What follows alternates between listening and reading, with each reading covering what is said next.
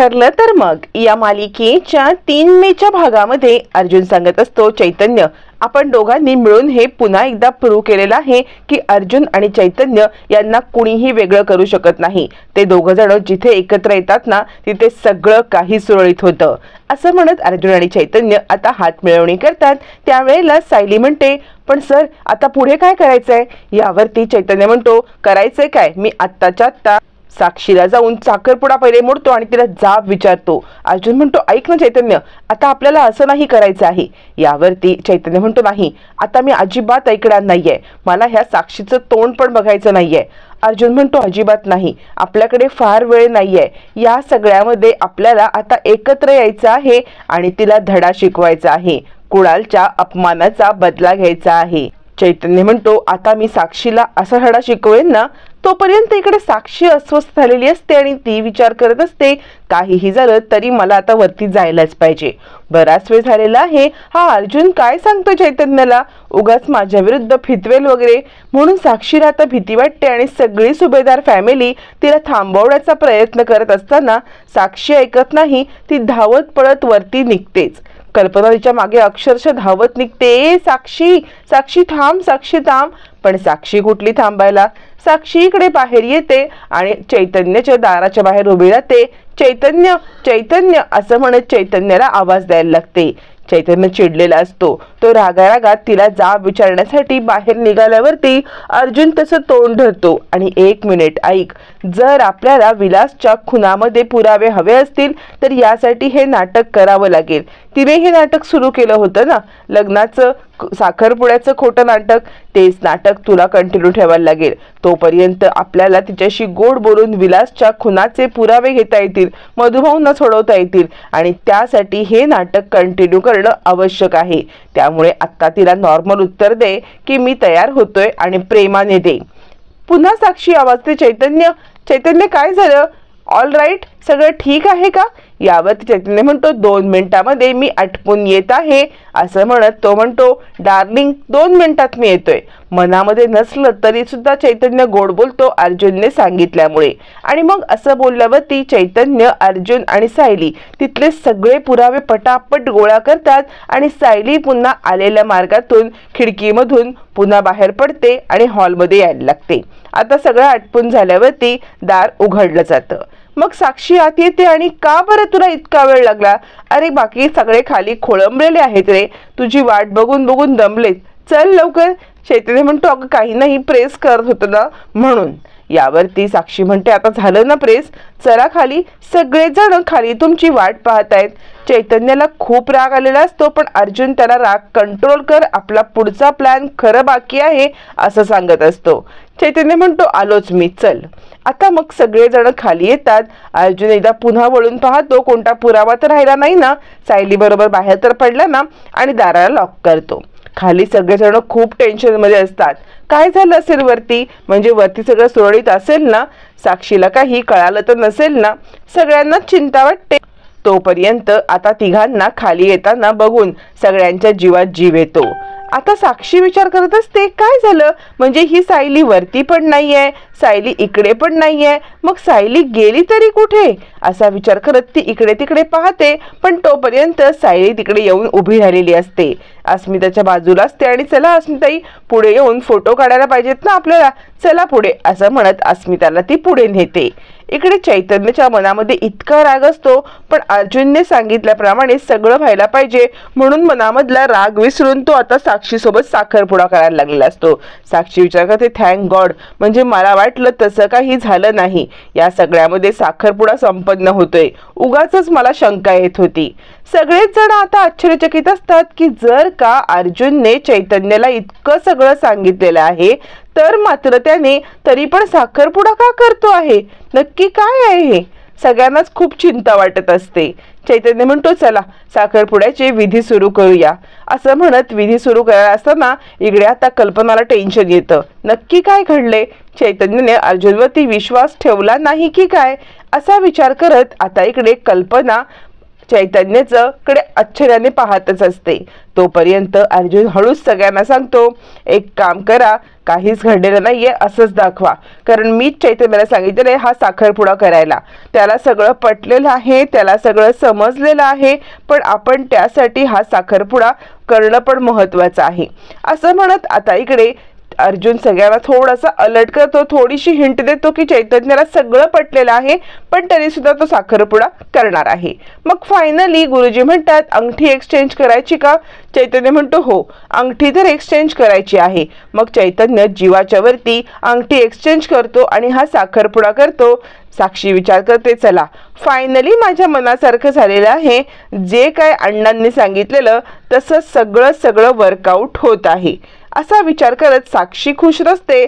तर त्याच वेळेला इकडे आता चैतन्य मनात म्हणत असतो, या अशा नालायक मुलीसोबत हे पवित्र मी बंधन करतोय किंवा हे पवित्र विधी करतोय, या सगळ्यामध्ये देव मला माफ करेल, पण हे पवित्र जे आहे अग्नीच्या साक्षीने मी जे हे करतोय ते सगळं कुणालचा बदला घेण्यासाठी करतोय. फायनली सगळेजण टाळ्या वाजवत असतात. टाळ्या वाजवत असताना आता इकडे सगळ्यांच्या उपस्थितीमध्ये साखरपुडा संपन्न झाला म्हणून साक्षी पण आता खुश असते आणि सगळेच जण आता घरी येत असतात. चैतन्याच्या डोक्यामध्ये 1,000 विचार चालत असतात.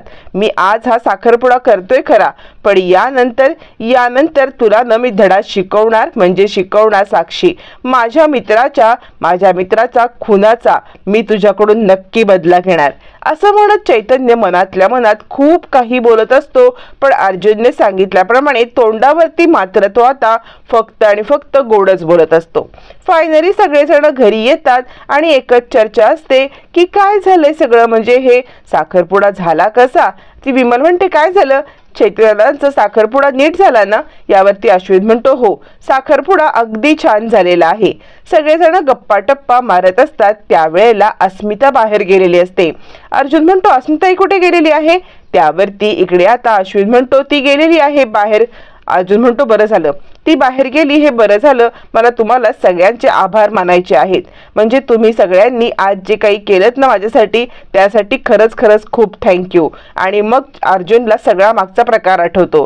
ज्या वेळेला सगळेजण चैतन्याच्या साखरपुड्याला निघालेले असतात तेव्हा अर्जुनने सगळ्यांना थांबवलेलं असतं आणि मला तुमच्याशी महत्त्वाचं बोलायचं आहे, मला तुमची ॲक्च्युली मदत हवी आहे. चैतन्याच्या साखरपुड्यामध्ये मी आणि सायली आम्ही दोघंजण खूप बिझी असू, तर तुम्ही चैतन्य आणि साक्षी या दोघांना अडकवण्याचा प्लॅन करायचा आहे, जेणेकरून त्यांना आमच्यावरती संशय नाही आला पाहिजे. चैतन्याला अलर्ट करण्यासाठी हे सगळं करणं महत्त्वाचं आहे. तुम्ही मला साथ द्यायची आहे. यावरती कल्पना म्हणते, अर्जुन काहीही झालं तरी माझा तुझ्यावरती विश्वास आहे, मी तुला पूर्णपणे साथ देणार आहे. असं म्हणत सगळ्यात पहिला पुढाकार हा कल्पनाने घेतल्यामुळे मग सगळेच जण आता अर्जुनच्या हातावरती हात ठेवत, आमचा तुझ्यावरती विश्वास आहे, तू जे करशील ते योग्य करशील अशी त्याला साथ देत पूर्ण साखरपुडाभर साक्षीला थांबवण्यासाठी यशस्वी झालेले असतात. आता इकडे महत्त्वाचा विषय असतो की साखरपुडा कसा काय झाला. आता पूर्णाजी म्हणते, अरे अर्जुन, पण तू तर हा साखरपुडा होऊ नये यासाठी हे सगळं करत होतास ना, मग साखरपुडा तर झालाच की. यावरती अर्जुन म्हणतो, पूर्णाजी चैतन्याला सगळं पटलं होतं, तो साखरपुडा तोडायला निघाला होता, पण आम्हीच त्याला थांबवलं आणि सांगितलं की साखरपुडा हा व्हायलाच पाहिजे. म्हणजे कसं आहे, जर विलासच्या खुनामध्ये तिचा जर हात आहे तर त्याच्या विरुद्ध पुरावे शोधण्यासाठी हे सगळं करायला पाहिजे होतं आणि त्यासाठी चैतन्याने साखरपुडा केलाय. आता तिथेच तो राहणार आहे, तिथेच राहून तो आपल्याला सगळी माहिती देणार. आता चैतन्य आपला आहे ट्रोजर हॉर्स. यावरती पूर्णाजी म्हणते, ट्रोजर हॉर्स म्हणजे काय असतं? प्रताप म्हणतो, पूर्णाई, ट्रोजर हॉर्स म्हणजे शत्रूच्या गोटामध्ये असलेला आपला शिपाई. म्हणजे तो शत्रूच्या गोटात राहतो, शत्रूला असं वाटतं की तो त्याचा माणूस आहे, पण तो आपल्यासाठी काम करतो, आपल्याला सगळी माहिती देतो, त्याला म्हणायचं ट्रोजर हार्ट. असं म्हणत आता इकडे सगळेजण खूप खुश असतात, कारण फायनली जो अर्जुनने प्लॅन ठरवलेला असतो तो प्लॅन यशस्वी झालेला असतो आणि आता अर्जुनला साथ दिल्यामुळे सगळे घरचे पण खुश असतात. यावरती इकडे आता कल्पना म्हणते, अरे पण अर्जुन, त्याच्या जीवाला धोका असू शकतो ना, साक्षीला काही कळलं तर. यावरती सायली म्हणते, आई, त्यांच्या जीवाला धोका कधी असता माहितीये का? आज जर साखरपुडा मोडला असता ना तर साक्षी चौताळली असती आणि मग त्यांच्या जीवाला धोका असता. सध्याच्या घडीला चैतन्य सर सेफ आहेत, त्यांना पुरावा शोधणं महत्वाचं आहे. त्यानंतर आपण साक्षीला जेलमध्ये पाठवू आणि मगच हे सगळं सॉल्व्ह होऊ शकतं, असं म्हणत अर्जुन सायलीचा भन्नाट प्लॅन असतो. प्रताप म्हणतो, खरंच म्हणजे मित्रासाठी जे काही तू केलंस ना ते खूप चांगलं होतं, असं म्हणत सगळेच जण आता अर्जुनचं कौतुक करून चैतन्याला या सगळ्यामधून वाचवल्याबद्दल सगळे गप्पा टप्पा चालू असतात. सायली अर्जुनला ते आता खूप खूप धन्यवाद देत असतात. तितक्यात आता चैतन्याचा कॉल येतो. अर्जुन म्हणतो चैतन्याचा कॉल आहे आणि तो कॉल स्पीकरवरती टाकतो आणि टेबलवरती कॉल ठेवतो, म्हणजे फोन ठेवतो आणि सगळेजण आजूबाजूला जमा होतात. आता चैतन्य सांगतो, खरंच अर्जुन, आज तू माझ्यासाठी जे काही केलंस ना, खरंच तुझे जितके आभार मानावे ना तितके थोडे आहेत. माझे ना डोळे उघडलेस. इतके दिवस तू आणि सायली मला समजावून सांगताय, पण तरी सुद्धा मी तुमच्यावरती विश्वास ठेवायला नकार दिला. किती मोठी मी आयुष्यातली चूक करायला चाललेलो होतो. खरंच मला माफ कर. म्हणजे आज माझ्या हातून जी काही चूक घडत होती तुम्ही मला थांबवलं आणि तुम्ही माझे डोळे उघडलेत. पण खरं सांगू का, अर्जुन आणि चैतन्य जिथे एकत्र असतात ना तिथे कधी कधी चुकीचं काही होऊ शकत नाही. पण अर्जुन, मी तुला इतकं काही बोललो, मी साक्षीच्या वतीने तुम्हाला दोघांना बडबडलो, तुमच्या दोघांवरती अविश्वास दाखवला, तरी तुम्ही दोघांनी ठामपणे माझ्या पाठीशी उभं राहिलात आणि आज मला या संकटातून बाहेर काढताय. अर्जुन म्हणतो, काळजी करू नको चैतन्य, जेव्हा जेव्हा तुला माझ्या मदतीची गरज असेल ना तेव्हा तेव्हा मी तुझ्या सोबत असेन. त्यावेळेला कल्पना म्हणते, चैतन्य अरे आम्ही तुझी फॅमिली आहोत, ज्या वेळेला तू संकटात असशील तेव्हा आम्ही तुझ्या मदतीला धावून येणारच ना. पूर्णाजी म्हणते, हो चैतन्य, अरे तू स्वतःला परक समजू नकोस, आम्ही सगळे तुझेच आहोत रे. चैतन्य खूप भारावून जातो आणि तुमच्या सगळ्यांचे कसे आभार मानू ना मला खरंच काही कळत नाहीये. सायली म्हणते, चैतन्य भाऊजी, आता तुम्हाला फक्त आभार नाही मानायचे आहेत, तुम्हाला पुढचं काम करायचं आहे, त्यासाठी तुम्हाला अलर्ट राहायला पाहिजे. चैतन्य म्हणतो, तुम्ही काळजी करू नका, पण तुमचे आभार मानायलाच पाहिजे होते मला, म्हणून मी कॉल केला. असं बोलत असताना मागे साक्षी येऊन उभी राहते. ती म्हणते, काय काय चाललंय काय? यावरती चैतन्य म्हणतो, सुभेदार फॅमिली आज आपल्या आनंदामध्ये सामील व्हायला आली, त्यासाठी त्यांचे मी आभार मानत होतो. खरंच मला आज इतका आनंद झालाय ना की माझी फॅमिली माझ्या साखरपुड्यामध्ये सामील आली होती, त्यांनी तुला एक्सेप्ट केलं ना, म्हणून मला खूप आनंद झालाय, असं म्हणत चैतन्य आता साक्षीला खोटंच सांगतो. साक्षी म्हणते, फायनली ड्रीम कम्स ट्रू, म्हणजे आपलं ड्रीम कंप्लीट झालेलं आहे, आपण दोघं एकत्र आलेलो आहोत.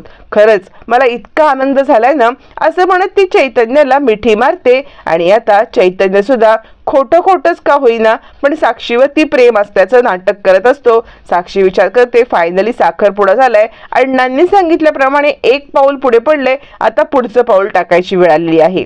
तोपर्यंत अर्जुन आणि सायली हे रूम मध्ये येतात. अर्जुन म्हणतो, आज तुम्ही खरंच कमाल केलीत, आज जे काही केलंत ना त्यासाठी खूप खूप थँक्यू, म्हणजे थँक्यू म्हणणं पण कमी पडेल, आज तुमच्यामुळे हे सगळं घडलंय. यावरती सायली म्हणते, सर मी कुठे काही केलेलं आहे? कसं आहे ना, हे सगळं जे काही केलंय ना ते सगळं कुणालने केलेलं आहे. तुमच्या मित्रानेच तुम्हाला एकत्र आणलेलं आहे, तुमचा मित्र या सगळ्यामधला दुवा बनलेला आहे, म्हणजे कुणालमुळेच हे सगळं शक्य झालेलं आहे. यावरती अर्जुन म्हणतो, कुणालमुळे तर झालेलं आहे, पण ज्या वेळेला मला गरज असेल ना तुम्ही माझ्या पाठीशी ठामपणे उभे असता. खरंच तुमचे जितके आभार मानू तितके कमी आहेत. सायली म्हणते, सर असं काय करताय, आपल्या माणसांचे कोणी आभार मानतं का? यावरती अर्जुन म्हणतो, काय? यावर सायली म्हणते, नाही सर, म्हणजे एकाच घरात राहणाऱ्या माणसांचे असे कोणी एकमेकांचे आभार मानत असतं का? सर काहीही, माझे आभार मानायची तुम्ही काहीही गरज नाहीये, असं म्हणत सायली आता अर्जुनकडे पाहत असते. दोघं जण एकमेकाच्या प्रेमामध्ये पूर्णपणे वेडे झालेले असतात, पण फक्त कबूल करण्याची देरी असते. अर्जुन म्हणत असतो, सायली खरंच आज तुमच्यामुळे मला माझा मित्र परत मिळाला, तुमचे जितके आभार मानू ना तितके कमी आहेत. आज तुम्ही जीवावरती उदार होऊन तुमचा काहीही चैतन्यासोबत संबंध नसताना त्याच्यासाठी खिडकीतनं उड्या काय मारल्यात, सगळं नाटक काय केलं आणि सगळे पुरावे समोर आणलेत. आजच्या कार्यक्रमामध्ये जर मेन हिरो कोणी असेल तर ते तुम्ही आहात सायली, तुमचे जितके आभार मानावे तितके कमी आहेत. अर्जुन आणि सायली आता एकमेकांचे आभार मानत एकमेकांचं कौतुक करत एकमेकांच्या बद्दल चांगलं बोलत असतात. दुसऱ्या दिवशी मात्र खूप मोठा प्रकार घडतो. इकडे आता प्रतापने एक पेटी उघडलेली असते आणि पेटीमध्ये सोन्याचं पान आणि सोन्याचा सुपारी असा एक विडा असतो आणि तो आता अर्जुन आणि सायलीला द्यायला काढतो। अर्जुन आणि सायलीला तो खाली बसवतो आणि त्यानंतर अर्जुन सायलीला प्रताप ते सोन्याचा विडा देतो। आता हा विडा खूप मानाचा असतो, खूप महत्त्वाचा असतो। पूर्णाजी म्हणते, प्रताप अरे हा विडा तुला तुझ्या बाबांनी दिला होता ना? प्रताप म्हणतो, हो पूर्णाई, ज्या वेळेला मी सगळं घर सांभाळायला लागलो ना किंवा घराची जबाबदारी घेतली ना त्यावेळेला माझ्या बाबांनी हा विडा मला दिला।